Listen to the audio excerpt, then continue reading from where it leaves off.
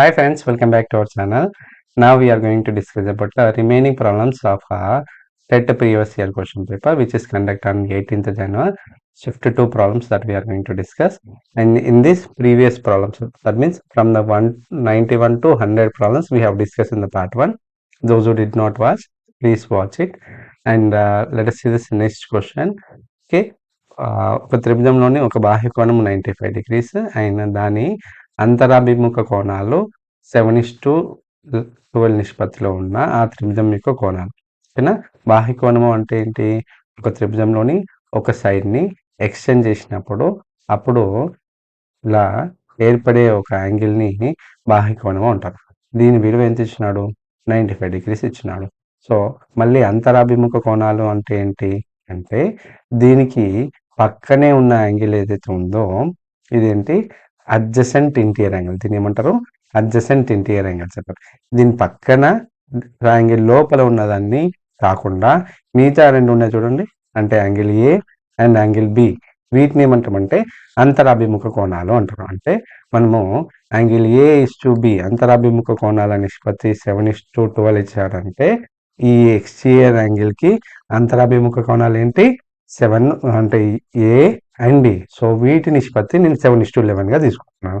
అసలు ఈ రెండింటికి మధ్య రిలేషన్ ఏంటి? ఈ ఎక్స్టీరియర్ యాంగిల్ కి ఈ అంతరాభిముఖ కోణాలకి మధ్య సంబంధం ఏంటి అంటే ఒక exterior angle exterior angle of triangle is equal to sum of two opposite interior angles. అంటే ఏదైనా ఒక ట్రయాంగిల్లోని ఒక సైడ్ ఎక్స్టెండ్ చేసినప్పుడు ఏర్పడే బాహ్య కోణము దాని అంతరాభిముఖ కోణాల మొత్తానికి సమానం. అంటే ఇక్కడ యాంగిల్ ACD ఇది ఎక్స్టీరియర్ యాంగిల్, చూడండి యాంగిల్ ACD ఇది ఎక్స్టీరియర్ యాంగిల్. ఈ exterior angle is equal to sum of opposite interior angles. అంతరాభిముఖ కోణాలు ఏంటి? Angle A plus angle B. So దీని నుంచి యాంగిల్ ACD వాల్యూ మనకు తెలుసు 95 degrees. This is equal to angle A నేను 7x అని యాంగిల్ బిని 12x అని అనుకుంటున్నాను. వీటిని యాడ్ చేస్తే మనకు 95 degrees is equals to 19x. From this, if I want to find out a x, ఈ 19 multiplier 19 అని పంపిస్తే డివైజర్ అవుతుంది. So 95/19. So 19 1 19 5. So x value ఎంత వస్తుంది? 5 వచ్చింది. సో దీని నుంచి మనం కనుక్కోవాల్సింది ఏంటి? దీనిలోని యాంగిల్స్, వీటిలోని యాంగిల్స్ కనుక్కోవాలి. ట్రయాంగిల్ ఏబిసిలోని యాంగిల్స్ కనుక్కోవాలి. సో యాంగిల్ ఏ వాల్యూ ఎంత అనుకున్నాం మనము? 7x అనుకున్నాం కాబట్టి 7 × 5 that is 35 degrees. Angle B ఎంత అనుకున్నాం మనము? రేషియో ప్రకారము 12x అంటే 12 × 5 దట్ ఈస్ 60. సో ఇచ్చిన ఆప్షన్లో 35 60తో ఉన్న ఏదైనా ఉందా అంటే ఫోర్త్ ఆప్షన్, దీంట్లో 35 60. సో సార్ థర్డ్ యాంగిల్ ఎలా కనుక్కోవాలి అంటే థర్డ్ యాంగిల్ కూడా ఈజీగా కనుక్కోవచ్చు. చూడండి ట్రయాంగిల్లోని 3 యాంగిల్స్ సమ్ము 180 degrees.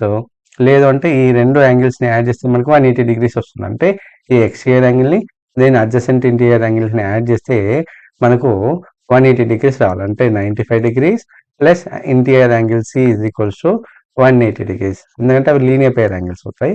సో ఈ 95 అని పంపించేస్తే 180 మైనస్ 95 అది 85 degreesగా వస్తుంది. అంటే angle A 35 degrees, angle B 60 degrees, angle C is 85 degrees. So fourth option is the correct answer. Okay na? So let us see the next question now. In the next question what we have given, Aruna and Padma కలిసి ఒక పనిని 20 రోజుల్లో పూర్తి చేస్తారు. అదే పనిని పద్మ ఒంటరిగా 60 రోజుల్లో పూర్తి చేయగలదు. అదే పనిని అరుణ ఒంటరిగా ఎన్ని రోజుల్లో పూర్తి చేస్తారు? ఇక్కడ ఒక కాన్సెప్ట్ చెప్తా చూడండి. టైమ్ అండ్ వర్క్ సంబంధించిన కాన్సెప్ట్, బేసిక్ కాన్సెప్ట్. ఓకేనా? మనకి ఫ్రాక్షన్స్ పైన అసలు ఫ్రాక్షన్ ఎందుకు తీసుకుంటున్నాం అనేది తెలుసుకోవాలి. ఒక ఇంట్లో 5 రూములు ఉన్నాయనుకుందాం. ఒక ఇంట్లో 5 రూములు ఉన్నాయనుకుందాం. ఈ 5 రూములలో ఈ 5 రూమ్స్కి పెయింటింగ్ చేయాలనుకున్నాం. సో పెయింటర్ వచ్చి మొత్తం రూమ్స్ అని చూసుకుని, సార్ ఒక్కొక్క రూమ్కి ఒక్కొక్క రోజు అయితే సార్ మొత్తం 5 రోజుల్లో చేస్తాడు అని అంటాడు. సో ఓకే అని చెప్పేసి ఇంటి ఓనర్ చెప్పేస్తున్నాడు. సో ఫస్ట్ డే ఏ పార్ట్ ఒక ఫస్ట్ రూమ్ చేసేసినాడు, పెయింట్ చేసేసినాడు. సో ఇప్పుడు కంప్లీట్ అయిన పార్ట్ ఎంత? 1/5. ఎందుకంటే ఒక రూము ఒక్క రోజులో కంప్లీట్ చేసింది ఎంత? ఒక రూము అవుట్ ఆఫ్ 5 rooms కాబట్టి 1/5. రెండు రోజుల్లో కంప్లీట్ చేసింది ఎంత? రెండో రోజు చేస్తాడు కాబట్టి ఫస్ట్ డే ఇది, సెకండ్ డే రోజు ఎంత పార్ట్ కంప్లీట్ అయింది? 2/5. థర్డ్ డే 3వ రూమ్ పెయింట్ చేస్తాడు కాబట్టి 3/5 పార్ట్ కంప్లీట్ అయింది. మొత్తం 3 days వరకు ఎంత కంప్లీట్ అయింది? 3/5 పార్ట్. అట్లా ఈ కాన్సెప్ట్ అర్థమైతే మనకి ఈ కాన్సెప్ట్ కూడా ఈజీగా అవుతుంది. చూడండి, ఇద్దరు కలిసి ఒక పనిని 20 రోజుల్లో చేస్తున్నారు అంటే మొత్తం 20 రోజులు అంటే 20 రూములు ఉన్నాయి అనుకుందాం. సో ఇద్దరు కలిసి పెయింట్ చేయడానికి రోజుకి ఒక రూమ్గా పెయింట్ చేస్తున్నారు అంటే ఇద్దరు కలిసి ఒక్క రోజులో చేసే పనిని అరుణ ప్లస్ పద్మ ఒక్క రోజులో చేసే పని 1 day వర్క్ ఎంత అవుతుంది? 1/20 అవుతుంది. కానీ అరుణ ఒక్కరే ఎన్ని రోజుల్లో చేస్తున్నారు? పద్మ ఒక్కరే ఎన్ని రోజుల్లో చేస్తున్నారు? 60 daysలో చేస్తున్నారు. అంటే పద్మ 1 day వర్క్ ఏమవుతుంది? 1/60 అవుతుంది. సో వీటిని సబ్ట్రాక్ట్ చేసినట్లయితే సో అరుణ ప్లస్ పద్మలోంచి పద్మాస్ 1 day వర్క్ సబ్ట్రాక్ట్ చేస్తే మనకు అరుణ 1 day వర్క్ వస్తుంది. Aruna's 1 day work Aruna 1 day work is equal to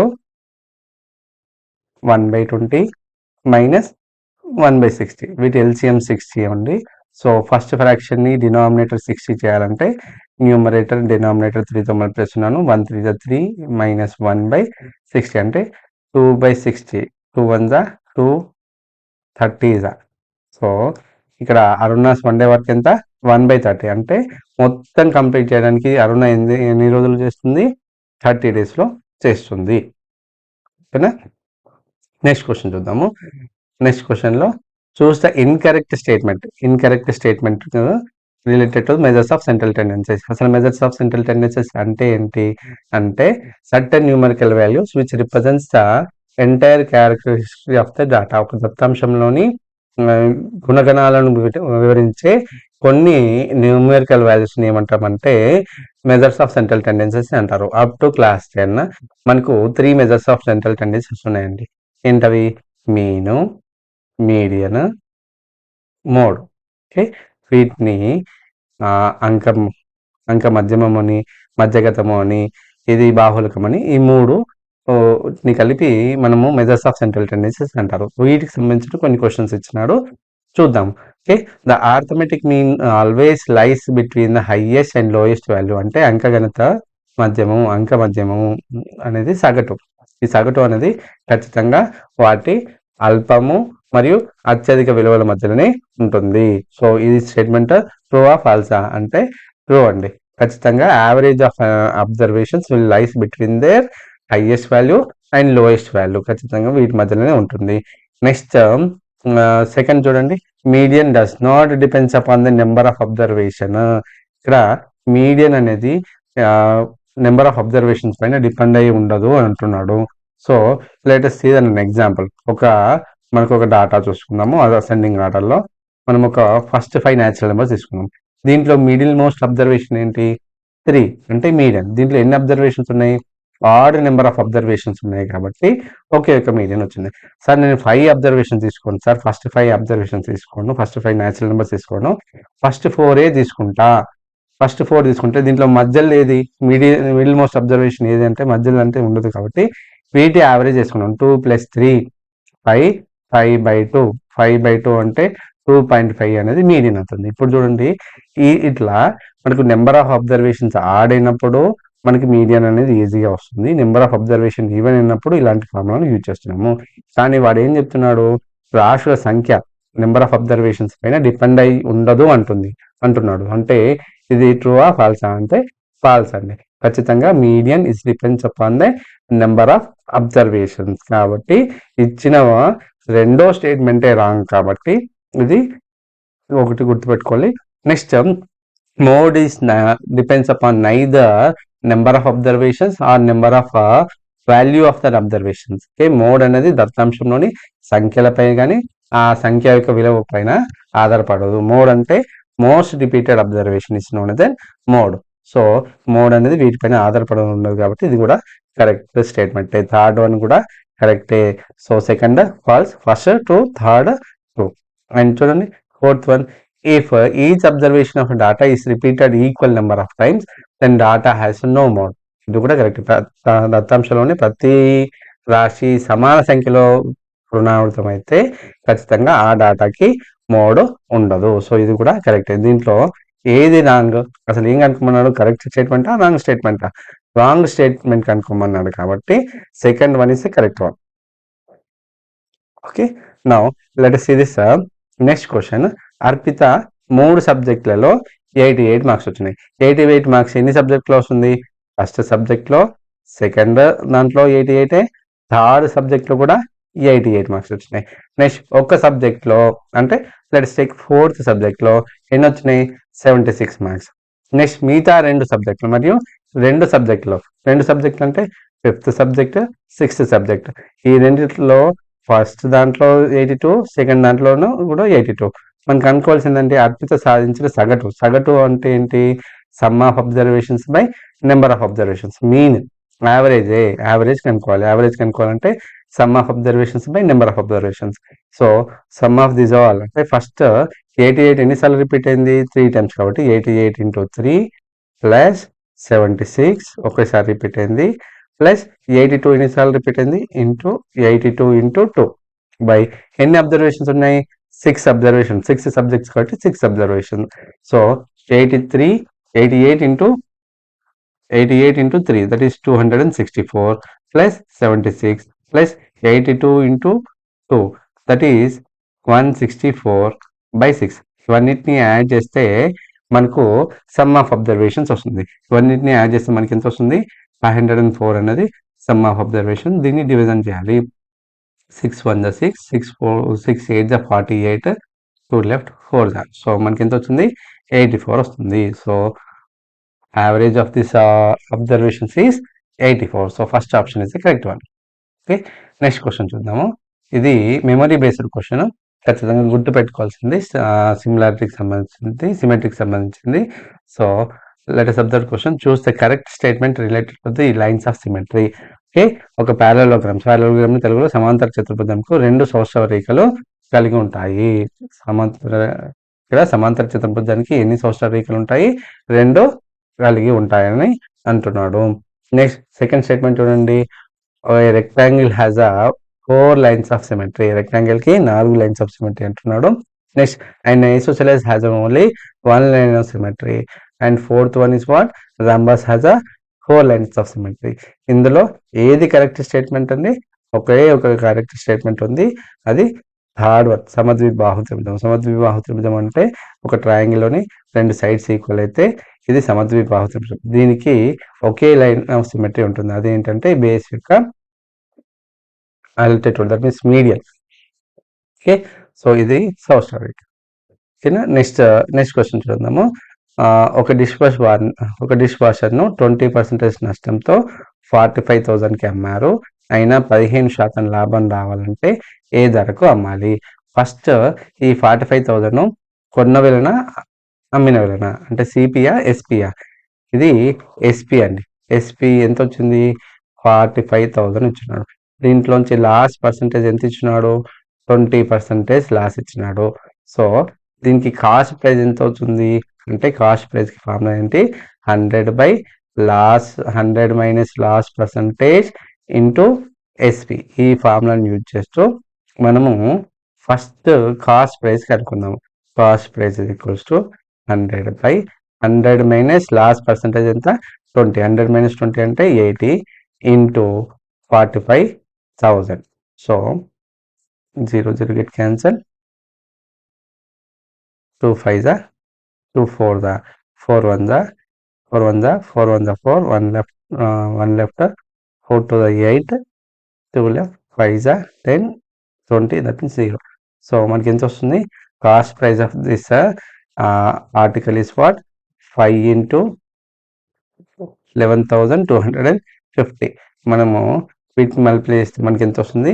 56,250 వస్తుంది. ఇది కాస్ట్ ప్రైస్ అండి. సో దీన్ని 15% లాభం రావడానికి అంటే కాస్ట్ ప్రైస్ ఎంత వచ్చింది?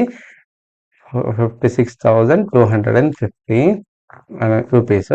దీనికి ప్రాఫిట్ పర్సంటేజ్ ఎంత రావాలంట? 15% లాభం రావడానికి ఎంత కమ్మాలి అంటే సెల్లింగ్ ప్రైస్ అడుగుతున్నాడు. So selling price is equals to 100 plus profit percentage 100 into SP అనే ఫార్ములాను సిపి అనే ఫార్ములాను యూజ్ చేస్తున్నాను. So 100 plus profit percentage 15/100 into 56,250. So ఇది 115/100 ఇంటూ 56250. సో దీన్ని సింప్లిఫై చేస్తే మనకి ఆన్సర్ వస్తుందండి. ఇది 523 520 20 గెట్ క్యాన్సల్. సో దీన్ని సింప్లిఫై చేస్తే మనకి ఆన్సర్ ఎంత వస్తుంది? 23 ఇంటూ 5625/2. దీన్ని సింప్లిఫై చేస్తే మనకి ఆన్సర్ ఎంత వస్తుందండి? 64,687.50 రూపీస్ వస్తుందండి. So second option is correct one in this case. Okay, next question చూద్దాము. ఒక దీర్ఘకణాకార రిజర్వాయర్ నిమిషానికి 50 లీటర్స్ నీటితో నింపింది. ఆ రిజర్వాయర్ ఘనపరిమాణము 378 ఘనపు మీటర్లు అయితే ఆ రిజర్వాయర్ నిండడానికి ఎన్ని గంటలు పడుతుంది? ఓకేనా, ఫస్ట్ రిజర్వాయర్ ఘనపరిమాణం ఎంత ఇచ్చినాడు? 378 క్యూబిక్ మీటర్స్. ఓకేనా, సో ఫస్ట్ ఈ క్యూబిక్ మీటర్లని నేను లీటర్లో కన్వర్ట్ చేస్తున్నాను. సో మనకి ఏం తెలుసు? 1 cubic metre that means 1 metre cube is equals to how many litres నానా? 1000 లీటర్స్. సో దీని నుంచి 378 క్యూబిక్ మీటర్స్లో అంటే ఆ మొత్తం రిజర్వాయర్లో ఎన్ని లీటర్స్ ఆఫ్ వాటర్ ఉంటుంది? ఎన్ని లీటర్స్ ఆఫ్ వాటర్ నింపొచ్చు అంటే 378 ఇంటూ 1000. సో 378 అండ్ 3 zeros అంటే మనము 3,78,000 లీటర్ల నీటిని నింపొచ్చు. ఇప్పుడు రేట్ ఆఫ్ చూడండి, ఒక్క నిమిషానికి ఎన్ని లీటర్లు నింపుతుంది? 50 లీటర్స్. సో మొత్తం 3,78,000 లీటర్లు నింపడానికి ఎన్ని నిమిషాల టైం పడుతుంది అంటే డివిజన్ చేయాలి. వీటిని డివైడ్ చేస్తే మనకి ఆన్సర్ వస్తుంది. 5 1 5, 5 7 35, 2 left, 5 5 25, 3 left, 6 నెక్స్ట్ 0. ఇది ఎంత? ఇది టైం ఎంత వచ్చింది? 7,560. ఇది మినిట్స్ అండి. సో దీన్ని హవర్స్లో కన్వర్ట్ చేయాలంటే 7,560/60. 0 get cancel. No 6 table, 6 1 6, 6 1 6, 1 left, 6 2 12, 3 left, 6. So మనకి ఎంత వచ్చింది? 126 వచ్చిందండి. సో ఇది 126 అవర్స్లో ఇది మొత్తం నింపుతుందండి. ఓకేనా, సో నెక్స్ట్ 108 క్వశ్చన్ నెంబర్ 108 సర్వపదుల నియమాలకు సంబంధించిన కింది వాక్యాలను చదవండి. ఓకేనా, సో ఇంజనీర్లు తాము నిర్మించబోయే భవనాలకు స్వరూపంగా ఉండే నమూనాలను గీస్తారు. స్వరూపము అంటే సిమిలారిటీ, ఇంగ్లీష్లో సిమిలారిటీ అంటారు. ఇంజనీర్లు మనం ఏదైనా ఇల్లు కట్టుకోవాలంటే ఖచ్చితంగా ఇంజనీర్ దగ్గరికి ప్లాన్ గీస్తాం కదా, ఆ ప్లాన్కి ఈక్వల్ రేషియోలో అంటే కరెస్పాండింగ్ రేషియోలో మనం ఇల్లు కట్టుకుంటాం. కాబట్టి ఆ ఇంజనీర్లు గీసే ఏదైతే మ్యాప్ ఏదైతే ఉంటుందో సో అది స్వరూపాన్ని యూజ్ చేస్తారు. అంటే కరెక్టే, ఇది కూడా కరెక్టే. First statement correct. Next, to estimate the heights of an objects located far away. చాలా దూరంలో నుండి ఆబ్జెక్ట్స్ని హైట్స్ కనుక్కోవడానికి కూడా మనము స్వరూప నియమాలని యూజ్ చేయొచ్చు. ఇవి రెండు కరెక్టే. సో బోత్ స్టేట్మెంట్స్ సో దీంట్లో ఏం కనుక్కున్నాడు? ఏవి కరెక్ట్ చూస్తే కరెక్ట్ ఆన్సర్ అన్నారు కాబట్టి రెండు స్టేట్మెంట్స్ కరెక్టే. So first option is correct answer. And next question, the denominator of a fraction is 2 more than the numerator. Denominator of a fraction is 2 more than the numerator. If the numerator and denominator both are increased by 11, the new fraction becomes 9/10. Then original fraction is 1. ఇక్కడ చూడండి, ఫ్రాక్షన్లో మనకి ఒక numerator ఉంటుంది, denominator ఉంటుంది. కానీ మన ఇచ్చిన fraction ఏమంటున్నాడు? Denominator of fraction is 2 more than the numerator. అంటే ఒకవేళ న్యూమరేటర్ నేను ఎక్స్ అనుకున్నట్లయితే డినామినేటర్ ఏమవుతుంది? ఎక్స్ కన్నా 2 ఎక్కువ అంటే x+2 అవుతుంది. సో మళ్ళీ ఏం చేయమంటున్నాడు? లవానికి హారానికి న్యూమరేటర్కి డినామినేటర్కి 11 కలిపితే అంటే దీనికి 11 యాడ్ చేస్తున్నాను, దీన్ని కూడా 11 యాడ్ చేస్తున్నాను. యాడ్ చేస్తే అప్పుడు కొత్త ఫ్రాక్షన్ ఏమొస్తుంది మనకి 9/10 వస్తుందంట. సో వీటిని యాడ్ చేస్తే ఏమొస్తుంది x/11 sorry x+11 by x+13 that is equal to 9/11. So 9/10. So దీన్ని సింప్లిఫై చేయడానికి క్రాస్ మల్టిప్లికేషన్ చేస్తున్నాను. So 10 times of x+11 that is equals to 9 times of x+13.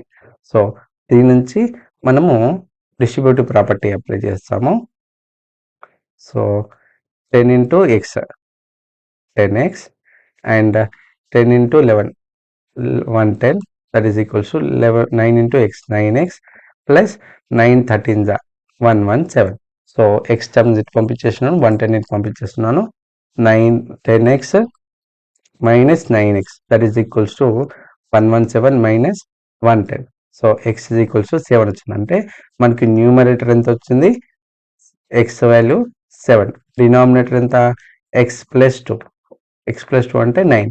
మనకి ఫ్రాక్షన్ కావాల్సిన ఫ్రాక్షన్ ఏంటి numerator by denominator 7/9. So third option is the correct answer. Next question చూడండి. In a cloth the length of the hours hand is 14 centimeters. Then area covered by the hours hand in 6 hours is what? ఒక cloth లో length of hours hand length ఇచ్చినాడు 14 centimeters ఇచ్చినాడంట. So ఇది 6 hours లో ఆవరించే అంటే మొత్తం కదిలే ప్రదేశం యొక్క ఏరియా కనుక్కోవాలి. సో ఇప్పుడు చూడండి మనకు హవర్స్ హ్యాండ్ మొత్తం కంప్లీట్ రొటేషన్ కావడానికి ఎంత టైం పడుతుంది? 12 hours పడుతుంది. సో 6 hours లో అంటే హవర్స్ హ్యాండ్ 12 hours లో 360 degrees ట్రావెల్ చేస్తుందంట. అయితే 6 hours లో ఎంత ట్రావెల్ చేస్తుందంటే 6/12 into 360. ఓకే, 6 1 6 2 2 1 2 180. అంటే hours hand covers 180 degrees in 6 hours. అది గుర్తుపెట్టుకోండి ఇక్కడ. సో 180 degrees అంటే ఇది ఇక్కడ నుంచి స్టార్ట్ అయిందంటే మళ్ళీ ఇక్కడికి వచ్చింది అన్నట్టు. అంటే దీని ఏరియా కనుక్కోవాలి. ఇంత ఏరియా కనుక్కోవాలంటే మనకు ఇది ఒక సెక్టార్ అవుతుంది. నథింగ్ బట్ సెమీ సర్కిల్ కూడా అనొచ్చు, ఏం కాదు. ఏరియా ఆఫ్ సెక్టార్ ఫార్ములా ఏంటి? x degrees by 360 degrees into 5r². ఈ ఫార్ములా యూజ్ చేస్తూ ఈ x degrees అంటే ఈ సెంటర్ దగ్గర ఎంత యాంగిల్ చేస్తుంది మనకి 180 degrees ఫార్మ్ చేస్తుంది కాబట్టి so 180 degrees by 360 degrees into 5 value 22/7 and radius అనేది మనం లెంత్ ఆఫ్ హవర్స్ హ్యాండ్ మనం 14 తీసుకుంటున్నాం. 14 into 14 ఓకేనా. 180 1 180 2 2 1 2 11 7 1 7 2 మనకి ఏమొస్తుంది 11 into 14 into 2 అంటే 11 into 28 మనకి 308 వస్తుంది. ఓకే, 308 centimeters square వస్తుంది. So fourth option is correct one. Okay, so next question చూడండి. సో ఇది కూడా ప్రైమరీ బేస్డ్ క్వశ్చన్. ఓకేనా. Choose the pair of regular polyhedron and 3D objects from the following. ఓకేనా. Cube and triangle pyramid. ఇవి రెండు మాత్రమే regular polyhedron అంటే ఏదైనా ఒక 3D ఆబ్జెక్ట్ యొక్క సైడ్స్ అన్ని ఈక్వల్ గా ఉన్నట్లయితే దాన్ని రెగ్యులర్ పాలిహెడ్రాన్ అంటారు. క్యూబ్ తీసుకున్నట్లయితే దాని ప్రతి సైడ్ ప్రతి ఎడ్జ్ ఈక్వల్ హెడ్జ్ లో ఉంటుంది. అండ్ ట్రయాంగులర్ పిరమిడ్ అంటే ట్రయాంగిల్ పిరమిడ్ లో ఈక్వల్ ట్రయాంగిల్ తో ఫామ్ అవుతుంది కాబట్టి సో దాంట్లో కూడా ప్రతి సైడ్ ఈక్వల్, ప్రతి ఎడ్జ్ ఈక్వల్ లెంత్ లో ఉంటుంది కాబట్టి ఇది మాత్రమే రెగ్యులర్ పాలిహెడ్రాన్ అవుతుంది. సో క్యూబ్ అండ్ క్యూబ్ అవుతుంది కానీ క్యూబైడ్ లో అన్ని సైడ్స్ ఈక్వల్ ఉండవు కాబట్టి అది కూడా కాదు. Square pyramid and triangle pyramids ఇది కూడా కాదు. Next cuboid and square pyramids ఇది కూడా కాదు. సో మనకి first option is the correct answer in this case. Next question చూద్దాము. చతుర్భుజాల నిర్మాణానికి సంబంధించిన క్రింది వాక్యాలు చదవండి. ఇది 8th క్లాస్లో కన్స్ట్రక్షన్ ఆఫ్ కోఆర్డినేటర్స్ అనే కాన్సెప్ట్ నుంచి వచ్చింది. సో దాంట్లో చతురస్రాన్ని ఎప్పుడు నిర్మించవచ్చు, ఎప్పుడు నిర్మించరాదు అనే కాన్సెప్ట్ క్లియర్ గా చెప్పాడండి. సో దాంట్లో ఎన్ని కేసెస్ లో మనం ట్రయాంగిల్ ఏంటి కోఆర్డినేటర్స్ ని డ్రా చేయొచ్చు అని అంటున్నాడు. సో ఫస్ట్ కేసు చూడండి. Unique parallelogram can be constructed when the measurement of two adjacent sides are and included angle are given. అంటే ఒక parallelogram లోని రెండు adjacent sides అండ్ వాటి ఇంక్లూడెడ్ యాంగిల్ ఇచ్చినప్పుడు మనం ఒక ఖచ్చితమైన పారలోగ్రామ్ని డ్రా చేయొచ్చు అంటే ఎస్, ఇది కరెక్టే అండి. నెక్స్ట్ సెకండ్ ఆప్షన్ బి చూడండి. Okay, a unique rectangle can be constructed when the measurements of one side and diagonal are given. ఇది కూడా కరెక్ట్. ఒక సైడ్ ఒక డయాగ్నల్ ఇచ్చినప్పుడు మనం ఈజీగా కన్స్ట్రక్ట్ చేయొచ్చు, ఏకైక రెక్టాంగిల్ ని డ్రా చేయొచ్చు. a unique rhombus, third option, a unique rhombus can be constructed when measurements of two diagonals are given. రెండు డయాగ్నల్స్ ఇచ్చినప్పుడు కూడా మనము రాంబస్ ను కన్స్ట్రక్ట్ చేయొచ్చు. సో ఇందులో ఏది కరెక్ట్ చూస్తే కరెక్ట్ ఆన్సర్ అన్నాడు కాబట్టి 3 ఆప్షన్స్ కరెక్టే. So third option is the correct one. మూడిట్లలో కరెక్టే. నెక్స్ట్ చూడండి, 45 AB ఆఫ్ a square minus 8a plus 12 divided by 3b of a minus 6. So ఇది ఫ్యాక్టరైజేషన్ 8th స్టాండర్డ్ క్వశ్చన్ అండి. సో 45 AB ఆఫ్ a square minus 8a plus 12 by, దీని division formula రాస్తున్నాను, 3b of a minus 6. So 3 టేబుల్లో 3 1 3, 3 15 pb kit cancel, మనకి ఏమొస్తుంది 15a times of a square minus 8a plus 12 by a minus 6. మళ్ళీ ఇందులో న్యూమరేటర్లో ఈ పార్ట్ని మళ్ళీ ఫ్యాక్టరైజ్ చేయొచ్చు. దీన్ని ఎలా రాయొచ్చు అంటే 15a times of a square minus 6a minus 2a plus 12 by a minus 6. దీంట్లో ఏ కామన్ తీసుకుంటున్నాను, దీంట్లో -2 కామన్ చేస్తున్నాను. 15a times of a common తీసుకుంటే a మైనస్ 6 అండ్ -2 కామన్ తీసుకుంటే a minus 6 of a minus 6. So from this 15a times of మళ్ళీ a minus 6 common తీసుకుంటే a minus 2 by a minus 6. So a minus 6 cancel, మనకి ఏమొస్తుంది 15a times of a minus 2 అనేది ఆన్సర్గా వస్తుంది. So fourth option is the correct one. Okay, let us see the last problem in this case. ఈ problem అంటే ఈ మోడల్లోని questions maximum అన్ని పేపర్లో వస్తుంది. పేపర్ 1, పేపర్ 2 రెండిట్లలో వస్తుంది ట్రెపెజియం సంబంధించిన క్వశ్చన్. ఓకేనా, in trapezium ABCD, AB is parallel to CD and then area of trapezium is 540 centimeters square and the distance between these parallel sides AB and CD is 6 centimeters. Then parallel sides are AB and CD are in the ratio of 1:2 respectively. Then length of the CD. Okay, ఒక trapezium అంటే ఒక కోఆర్డినేటర్లోని one pair of opposite side is parallel, then that is known as trapezium. ఈ ట్రెపీజియంలో ఒక pair of opposite side parallel. నేను ఇక్కడ ఏమనుకుంటున్నాను, ఇది ABCD, ఏబిసిడి అనే ట్రెపీజియంలో AB is parallel to CD. వీటి మధ్య దూరము 6 మీటర్స్ అని 6 సెంటీమీటర్స్ అని ఇచ్చినాడు. మళ్ళీ ఏమి ఇచ్చినాడు, రేషియో ఇచ్చినాడు. ఏబి ఇస్టు సిడి రేషియో ఏమి ఇచ్చినాడు 1:2. సో దీని నుంచి నేను ఏబిని 1x గాను, నెక్స్ట్ సిడిని నేను 2x అనుకొని మళ్ళీ మనకి ఏమి ఇచ్చినాడు, ఏరియా ఇచ్చినాడు. వీటి లెంత్ కనుక్కోవాలి, సిడి లెంత్ కనుక్కోవాలి. So area of trapezium formula ఏంటి, area of trapezium is equals to h/2 of a plus B. ఇక్కడ h అంటే ఏంటి, distance between the parallel sides. ఇక్కడ distance between the parallel sides, parallel side మధ్య distance ఎంత 6 centimetres by 2 and a and b values lengths of the parallel sides. Parallel side length a అనుకుంటే ఇంకో parallel side b. So అంటే ఇది 1x, ఇది 2x. So వీటిని add చేస్తున్నాం, 1x plus 2x. ఓకేనా, సో మనకి ఏరియా ఆల్రెడీ ఇచ్చినాడు, ఎంత ఇచ్చినాడు 540.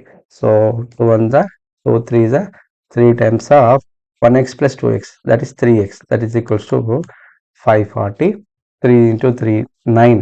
సో మనకి ఏమొచ్చింది 9x is equals to 540. From this x is equals to 540 by 9. So 9 1 9, 9 6 54, 0s. So x is equal to 60 అవుతుంది. మనకి అనుకోవాల్సింది ఏంటి, x వాల్యూ, cd వాల్యూ ఏమనుకున్నాం మనము 2x అనుకున్నాం. 2x అంటే 2 into 60, that is 120. So second option is the correct one.